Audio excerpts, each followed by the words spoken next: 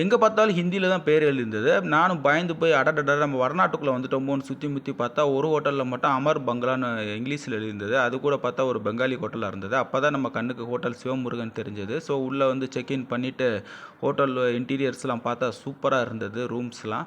So இந்த ரூம்ல படுத்து தூங்கிட்டு காலையில எந்திச்சு சன்ரைஸ் பார்த்துட்டு, அப்படியே ஆன்லைன்ல செக் இன் பண்ணிட்டு, நம்ம வந்த இடம் தான் கன்னியாகுமரி. கன்னியாகுமரியில போட்டிங்க்கு ஆன்லைன்ல செக் இன் பண்ணலாம். ஸோ இப்போ இங்கே பார்க்குற இந்த விவேகானந்தா நினைவு மையத்திலேருந்து கிளாஸ் பிரிட்ஜ் வழியாக இந்த திருவள்ளுவர் சிலைக்கு தான் போக போகிறோம். என்னதான் ஆன்லைனில் புக் பண்ணாலும் க்யூவில் நின்று போட்டுக்காண்டி வெயிட் பண்ணி போக வேண்டிய சூழ்நிலை தான். ஸோ அதனால் க்யூவில் நின்று போட்டில் ஏறிட்டு விவேகானந்தா நினைவு மையத்தில் இறங்கிட்டு செருப்பெல்லாம் கழட்டி போட்டுட்டு இந்த கிளாஸ் பிரிட்ஜ் மேலே போகிறது வந்து ஒரு நல்ல அனுபவமாக தான் இருந்தது.